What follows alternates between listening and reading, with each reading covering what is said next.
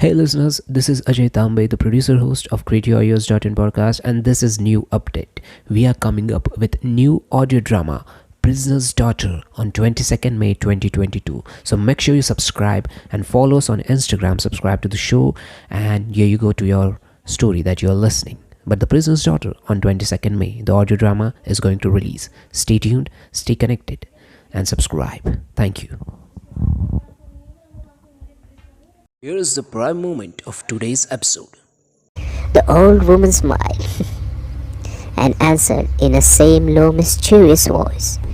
It is the blood of Lady Eleanor de Canterville, who was murdered on that very spot by her own husband, Sir Simon de Canterville, in 1575.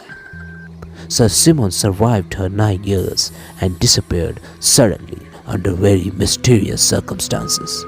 His body has never been recovered. His body has never been discovered, but his guilty spirit still haunts the chase. The bloodstain has been much admired by tourists and others and cannot be removed. I repeat, it cannot be removed. Hey everyone, welcome to Canterville Chase.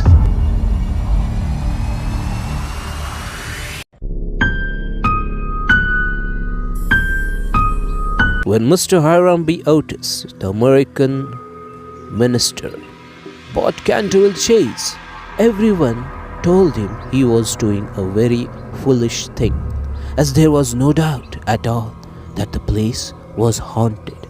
Indeed, Lord Canterville himself, who was a man of the most punctilious honor, had felt it his duty to mention the fact to Mr. Otis when they came to discuss terms.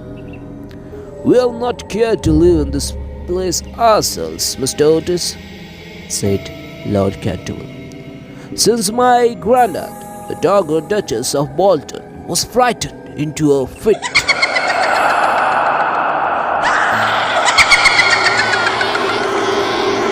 from which she never really recovered, by two skeleton hands being placed on her shoulders as she was dressing for dinner, and I feel bound to tell you, Mr. Otis, that the ghost has been seen by several living members of my family, as well as by the rector of the parish, the Rev. Augustus Tambe, who is the fellow of King's College, Cambridge. After the unfortunate incident to the Duchess, none of our younger servant would stay with us, and the Lady Canterville often got very little sleep at night in consequence of the mysterious noises that came from the corridor in the library.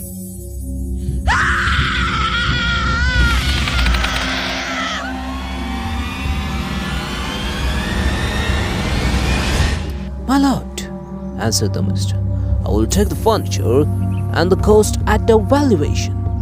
I have come from a modern country where we have everything that money can buy, and with all our spry young fellows painting the old world red and carrying off your best actors and prima donnas, I reckon that if there were such a thing as a ghost in Europe, we'd have it at home in a very short time in one of our public museums or on the road as a show." "I fear that ghosts exist, Mr. Otis," said Lord Canterville, smiling.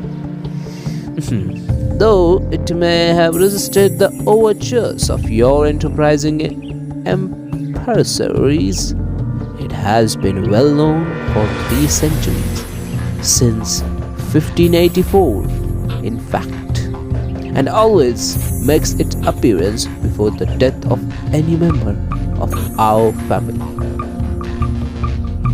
Well, so does the family doctor, for that matters. But There is no such thing, sir, as a ghost. And I guess the laws of nature are not going to be suspended for the British aristocracy. You are certainly very natural in America, answered Lord Canterville, who did not quite understand Mr. Otis' last observation. And if you don't mind a ghost in the house, it is all right. Only you must remember, I warned you, Mr. Otis. I warned you. After this, a few weeks after this, the purchase was concluded, and at the close of this season, the minister and his family went down to Canterville Chase. Mrs. Otis, who, as Miss Lucretia R. Tappan of West 53D Street, had been a celebrated New York ballet, was now a very handsome, middle-aged woman. With fine eyes and a superb profile, many American ladies, on leaving their native land, had talked an appearance of a chronic ill health, under the impression that it is form of European refinement. But Mrs. Otis had never fallen into this error. She had a magnificent constitution and a really wonderful amount of animal spirits. Indeed, in many respects, she was quite English and was an excellent example of the fact that we have really everything in common with America nowadays. Her eldest son, christened Washington by his parents in a moment of patriotism, which he never ceased to regret, was a fair-haired, rather good-looking young man who had qualified himself for American diplomacy by leading the German at the Newport Casino for 3 successive seasons, and even in London was well known as an excellent dancer. Miss Virginia E. Otis was a girl of 15, lithe and lovely as fall, and with a fine freedom in her large blue eyes. She was a wonderful Amazon, and had one raced old Lord Pilton on her pony. After Virginia came the twins, who were usually called the Star and Stripes. The twins, the Star and Stripes, as they were always getting swished. They were delightful boys, and with the exception of the worthy minister, the only true Republicans of the family. As Canterville Chase is 7 miles from Ascot, the nearest railway station, Mr. Otis has telegraphed for a wagonette to meet them, and they started on their drive in high spirits. It was a lovely July evening, and the air was delicate with the scent of the pine woods. Now and then they heard a wood pigeon brooding over its own sweet voice, or saw deep in the rustling fern the burnished breast of the peasant. Little squirrels peeled at them from the bridge trees as they went by, and the rabbits scurried away through the brushwood and over by mossy knolls with their white tails in the air as they entered the avenue of the Canterville Chase. However, the sky became suddenly overcast with clouds. A curious stillness seemed to hold the atmosphere. A great flight of rook passed silently over their heads, and before they reached the house, some big drops of rain had fallen. Standing on the steps to receive them was an old woman, neatly dressed in black silk, with a white cap of apron. This was Mrs. Omni, the housekeeper, whom Mrs. Otis and Lady Canterville's earnest request had consented to keep in firmer position. She made them each a low curtsy as they alighted, and said in a quaint old-fashioned manner, "I bid you welcome to Canterville Chase." Following her, they passed through the fine Tudor hall into the library, a long, low room panelled in black oak, at the end of which was a large stained glass window. Here they found a tea laid out for them, and after taking off their wraps, they sat down and began to look around while Mrs. Umney waited for them.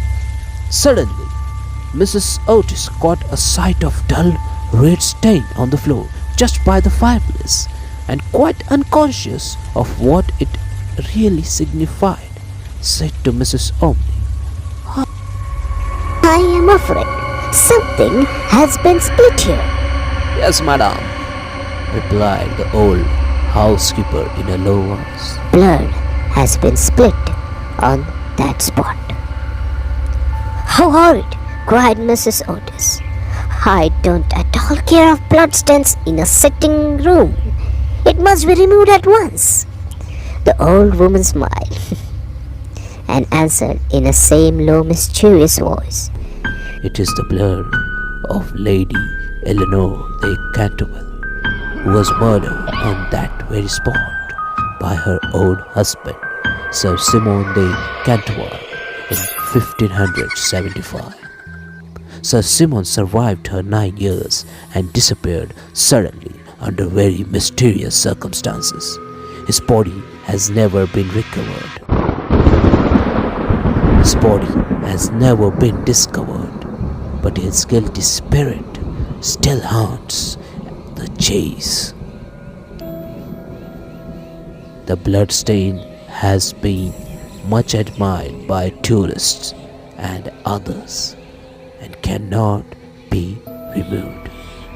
I repeat, it cannot be removed. That's all nonsense, cried Washington Otis. Perkins Champion Stain Remover and Paragon Detergent will clean it up in no time. And before the terrified housekeeper could interfere, he had fallen upon his knees and was rapidly scouring the floor with his small stick of that and looked like a black cosmetic. In few moments, no trace of the blood stain could be seen. I knew Parkington would do it, he exclaimed triumphantly, as he looked round at his admiring family. But no sooner had he said these words than a terrible flash of lightning lit up in the somber room.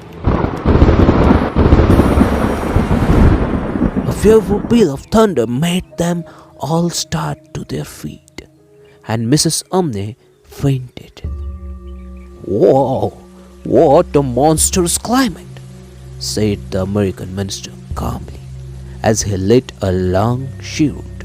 "I guess the whole country is so overpopulated that they have not enough decent weather for everybody.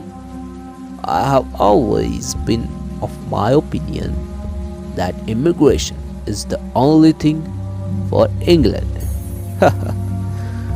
"My dear Hiram," cried Mrs. Otis, "what can we do with a woman who faints?" "I'm not sure.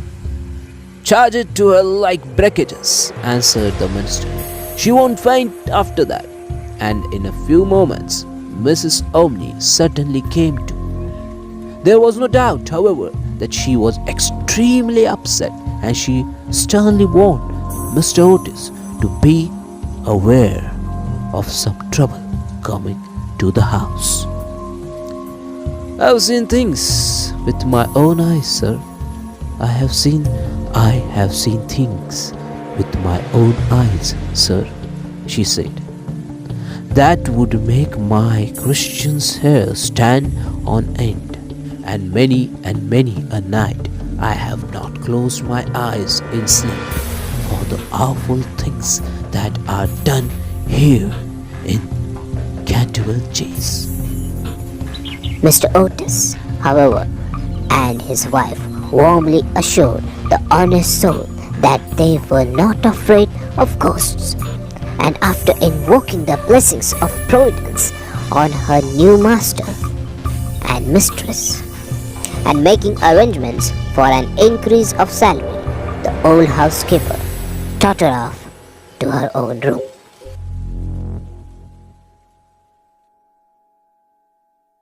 Hey everyone, welcome to Canterville Chase.